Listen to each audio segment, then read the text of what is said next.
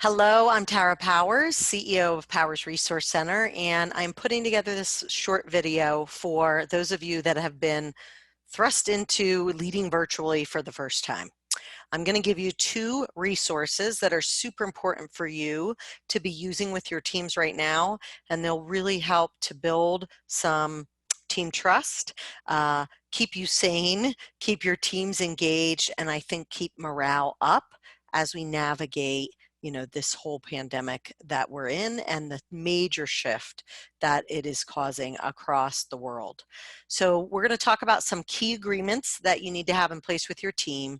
If you don't, you want to get them in place really soon, and 10 questions that you can be asking to demonstrate empathy and care. So many of you who might have found this video probably don't know me. I'm Tara Powers. I own Powers Resource Center. We are a 20-year-old consulting company focused on developing leaders and teams. And I also wrote the book Virtual Teams for Dummies, where a lot of this information comes from my research and my own personal experience leading a virtual team for the last 10 years. Okay. So what's important right now in terms of conversations that you need to have? They're really agreements, but you can call them conversations because that's what they are. They need to be collaborative. They need to be done together with your team, and we're going to talk about each of those. So there's 6: communication, connection, conflict, technology, meetings, and availability. So let's look at each one, and I'm going to give you this infographic that you can use so you remember, right, what we talked about today.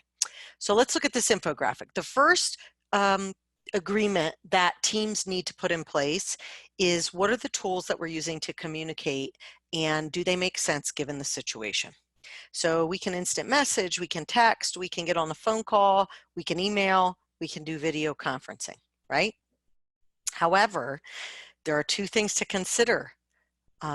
Consider what is the chance that misunderstanding could occur with the information that you're sending or speaking, and what is the level of trust in your relationship, or risk to the relationship is another way to put it. So for example, if I'm sending information that's highly technical, there's a lot of it, or I'm sending it to a new employee and the chance of misunderstanding is high, then sending that through email without any kind of conversation over the phone or virtually like this is probably not a great idea. Same thing with the second piece. How much trust is there in the relationship? Or maybe I've had a lot of conflict with this person in the past. Perhaps we don't get along very well. It's very easy to hide behind email. That's not the right choice. The right choice in a virtual environment is that we see each other, that we hear each other. So if there isn't a lot of trust there, when we're communicating, this is the best path, but we need to agree to this. We need to talk about it. Second agreement, connection. One of the things I'm hearing from all the companies I've been working with is this feeling or loss or sense of loss around social connection. So that sends up a red flag to me that we're not building in social connection time, which also needs to be an agreement between the team. How are we connecting individually? When is that happening? That we're building in time for virtual happy hours or connection first thing Monday morning that isn't about work. Third agreement, conflict. It is so very easy to go down a rabbit hole of conflict virtually. It can grow quickly and sometimes even unnoticed, so it sneaks up on you and all of a sudden you have a team who's so disconnected and we're working remotely. How do we actually get back? So this is something so important that as a team we agree and discuss what's acceptable and not acceptable when we are feeling frustrated or feeling like we're in conflict with each other or as a team in this virtual environment. Fourth agreement, meetings. So how do we agree to run our meetings? We should have an agenda. People should know what the purpose is of them being there, right? And that the meetings are actually a valuable use of everyone's time. If not, maybe we can type up a summary of information and disseminate it that way. We don't need a meeting. But also Do we agree to have cameras on? Is this an important debate where we need to see each other? We need to build trust. We need to agree on which meetings are we turning on our cameras, and we're all doing it. And then I like to make it a goal that if I've been invited to a meeting, I make it a goal in every meeting to provide 3 ideas and 3 comments, right? Or 3 comments. That shows I'm engaged, I care about what my team members are saying, and that this is a valuable use of my time. Another agreement, and this is probably the most important one if you don't have it in place, is what are all the tech tools that we are using to stay connected, to share information, to share documents, to do virtual conference calls. The team must agree on what tools we're using for what purpose, and then use them that way consistently. And then the last agreement, which is also, I think, really important right now, is availability. So right now, this is still very new for people, and most people are feeling like they have to be on all day long, in the evenings, sometimes on the weekends. And not only are they doing their full-time job, but they're also doing the full-time job of running their household, whatever that looks like, right? Kids, pets, parents that they might be caring for. We have to give people flexibility and grace. We cannot expect they will be as productive and just simulate what we were doing in the office in a virtual environment. So this is an important agreement that we talk about. So those are the 6 agreements that are so very important to get in place right now with your team. It will help build team trust. It will certainly bring your team together. It will create a sense of calm and peace and direction. So I encourage you to have those conversations soon.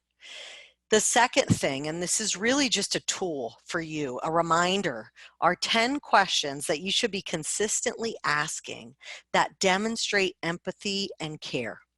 And again, I've put together this nifty little infographic for you to remember. So please go ahead and download this and have it somewhere in your home office or wherever that might be to remind yourself. These questions make people feel like they're valued. They demonstrate that you care about them, and it keeps you connected. So the first one, how connected do you feel to your team, to me as your manager? The second, do you have what you need to do your job? Now, not all of us have everything we need in our home environment. We certainly don't have any ergonomic stuff set up. We might not even have great internet. We might not have cameras on our laptops or computers. Maybe we don't even have computers. This is really important to just understand what we're working with and to empathize with the situation your employees are dealing with. So we want to ask that question. The third question that's super important, are our communication agreements working with each other? Are we using the right tools to communicate in the right situations? Do we need to revisit it? Have we gotten too used to instant messaging? We haven't turned on the cameras enough. Very important. Are we using technology effectively? Is there stuff that we're trying to use that's not working, that's clunky, that's hard?